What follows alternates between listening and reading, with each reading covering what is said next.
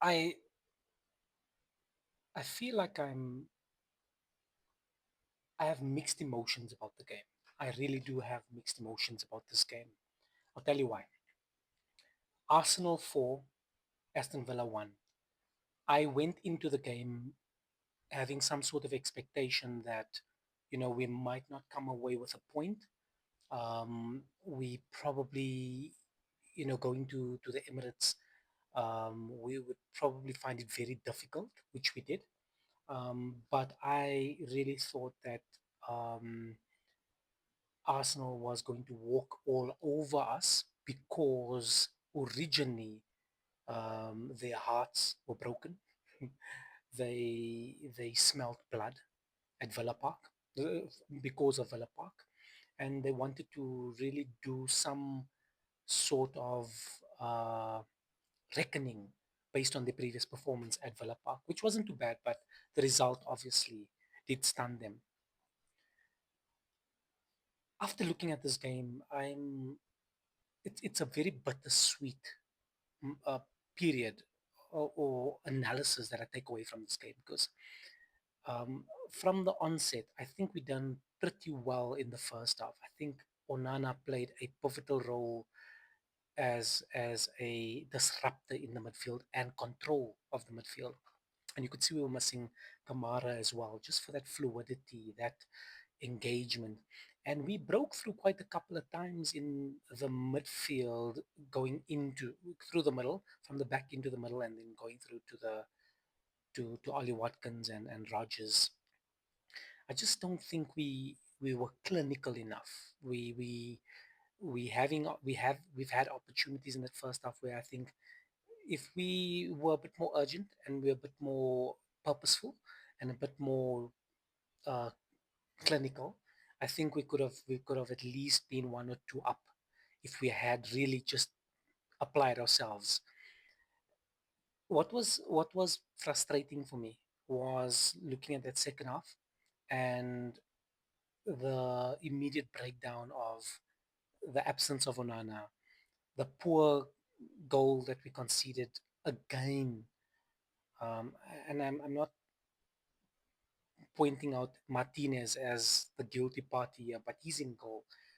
He needs to make sure that his goal is protected. He's either punching that ball out, he's strong, he's not going to ground as easy as it seems. And obviously, if you look at the English Premier League right now, even Emery said it in his post interview after the game, where he said that the league is obviously different to other leagues like your Spanish leagues and so forth.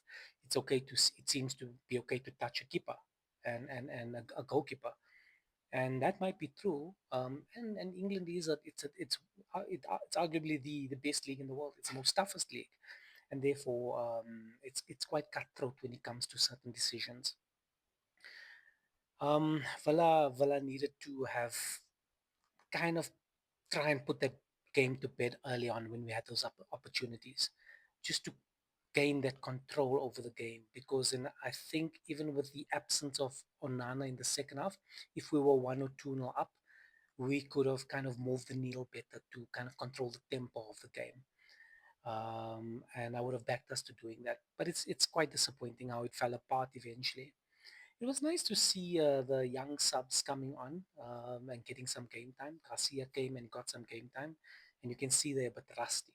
And it's natural because they haven't been so much exposed to the season as playing on the field itself. My key takeaways from this game is that look, we were hoping to make it 12 wins in a row. We didn't.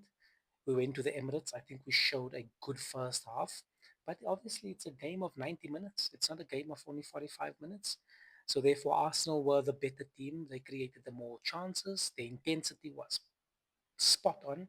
I think they pressed quite smartly in the second half, and they really exploited the absence of Onana there. You could really feel it, and we also gave away possession in such a casual manner. And I know we don't mean to do it, but and I think I said it before, high risk with a potential high reward. But obviously there was no reward in this. Arsenal's press, which I think we had under control to a certain degree, but they press in the midfield and the second balls they got down to the T, so they definitely they won the battle on the field where that's concerned. I was very disappointed in Jadon Sancho. I think that he didn't do his defensive part as he was supposed to. And this is not a hate on Jadon Sancho. I just think that he's not somebody in the Villa team that's committed to applying himself from a defensive perspective. And how much can he give you going forward as well? Yes, he created one or two chances with the ball coming through to Ollie Watkins, and then also that ball as well coming through. And then these are super athletes. They train for these things. They eat and breathe soccer at this level. So you should be able to kind of analyze, do I take this ball on my own? Do I go for goal? Let me hit, even if I hit the target, maybe there's a ricochet there and we can plug it in back. But there's no thought of that. Let me play Ollie Watkins through with the long legs of Gabriel and Saliba, to kind of beat him in the back line like that's going to be tough. And it wasn't that bad of a ball, but I think he could have done better. I really think he could have done better. Ollie Watkins with a chance as well with the ball that came to him. I think, I don't know who was it that passed that ball through to him. I think it was Rogers. I can't remember. Was it Onana? Even Onana's opportunity when he was running towards goal. Have a go. He's pulled the trigger outside of the 18 before, and he's gotten it. He scored wonderful goal at Newcastle. Was it at Newcastle or was it at Villa Park? But against Newcastle, and then you scored a wonderful one when we beat Bournemouth outside of the 18 as well. So have a go, pull the trigger, play the lotto, get the result. Hopefully you get the result, but make something of it. And he goes to ground too softly, man. I don't know why we're looking for these things. We should be committed as athletes to push the boundary of trying to achieve the maximum, and that's the goal, and not just the situation of the penalty, you know. So Jadon Sancho, I think personally needs to. I don't know. I'm not happy. I wasn't happy with his performance. He needs to pick up his performance seriously, and we need to say it like it is. He needs to really. He looked lethargic, going back, lazy, not sharp. Couldn't retain the ball effectively. Couldn't even beat his man. Um, and yes, fair enough.